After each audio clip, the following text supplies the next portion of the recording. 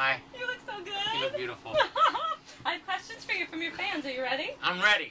Okay, let's see. You know I had a big contest. I know. I went on your site. I was looking. I looked at everything. Are you That's kidding? so sweet. It was very well received. I got 1 million entries, Cool. and a ton of people are dying to ask you questions. So Okay. I'm going to jump right in and begin with a question from Italy. This guy's truly from Italy. Okay. We have an Italian fan. His name is Ettore Ferrettini. Okay, because there were just some folks from Italy at the show the other night. I was wondering if it was, but his... No, it Okay. was not him, because one of his questions has to do with the fact that it's not always easy for all of your fans to come and see you in person. Right. And he wanted to know why, Huey, you do not yet have a solo CD.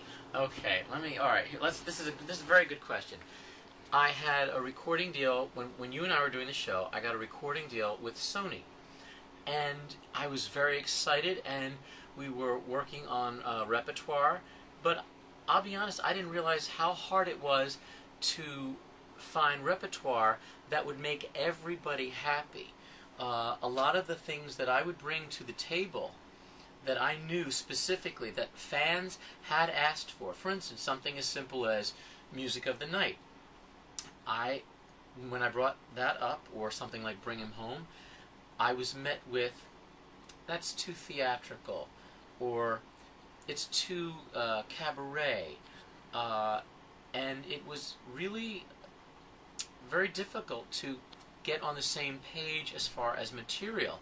And a lot of the stuff that was being brought from the other side of the table, I describe as like tunes that maybe Josh Groban didn't want.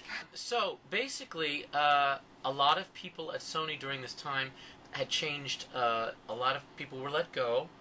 A lot of the people that were really enthused about a project with me had moved on or been fired.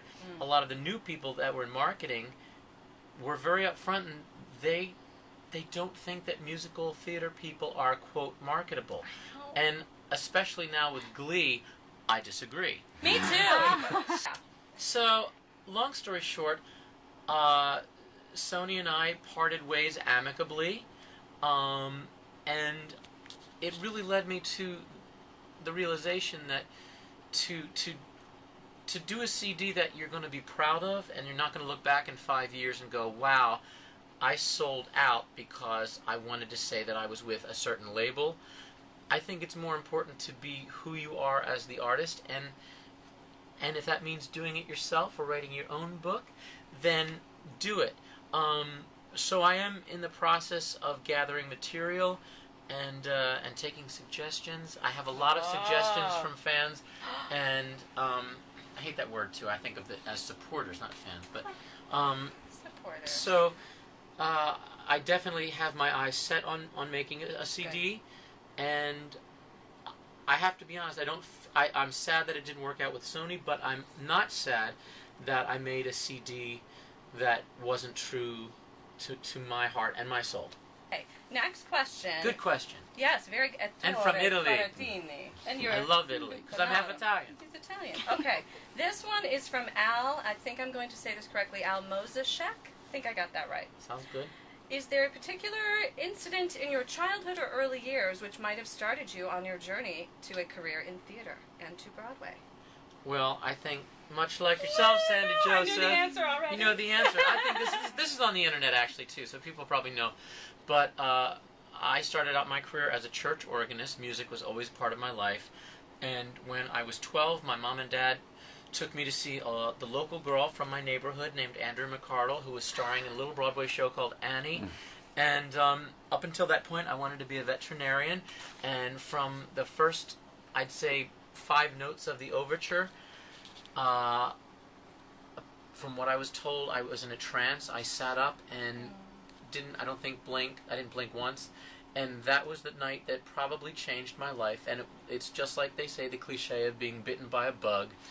I didn't want to be a veterinarian anymore. I wanted to star on Broadway with Sandra Joseph. That actually leads me to another question along those lines. So you got bitten by the bug, just as I did, also seeing Annie. And what is it now that you love about actually getting to do it, about acting and singing? That's another question from Al. From Al? What do you love about acting and singing?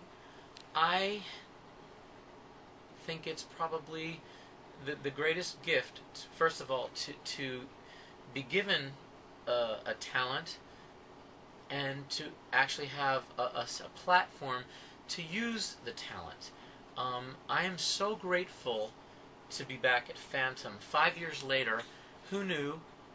And I think as we get older, we appreciate the opportunities given to us and the opportunity to use the gifts that we've been given. I am so grateful that I've never been in a job that I hated. So many of us have to find survival jobs, and they don't feed your soul.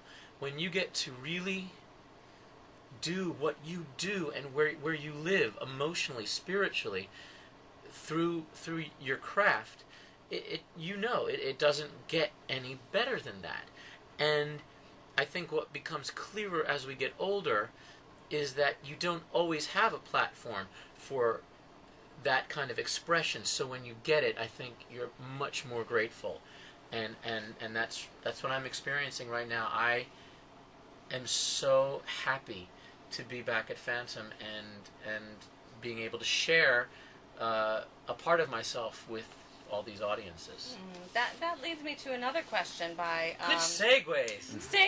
It leads me to another question that someone asked. I think it was Mary, who goes by Lady Godiva, I think, online. She wanted or to know... Or as we say, Go Diva. That's right. Maybe that's what it is. Lady Godiva. Lady Go Diva. She wanted to know, is it different this time doing the show than it was years ago? What's it been like coming back to the show after a long break? It is definitely different on so many levels. The obvious is I'm 5 years older. It's harder. I've been to the chiropractor. I had a pinched nerve my first week in the show. However, the flip side of that is, at least with this character, I think it adds more weight to the character if he is a man versus a boy, or even a boy man. And I feel like I have a lot more to bring to the table emotionally, of just good old-fashioned life lessons. And it was such a good amount of 5 years is a good amount of time, because you know what, you really kind of put it in the drawer, so to speak. And I made a conscious effort not to just try to pull out the same tricks out of the vaudeville trunk and just put it back on its feet, and really approach it fresh.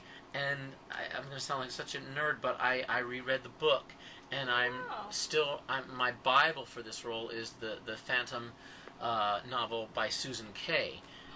I love this book. Go read it. It's amazing. And the hook for me, it goes into the Phantom's childhood, and how the reason he survived, because his mother didn't want to touch him.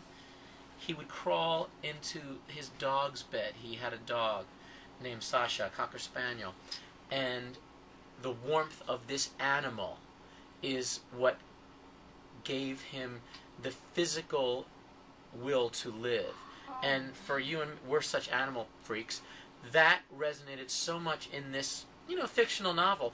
But this book is kind of like my little Bible, and I'm rereading it again, and each chapter I read gives me more backstory to bring to the character. So, again, people who haven't seen it or have seen me before, I'm hoping if they come back again, they're going to go, and they already have, they were like, you're different than the last time, or you do that different, and that makes me happy. I don't want to, part of the reason we do this, it's different, it's fresh every night. And we're not robots, we're human.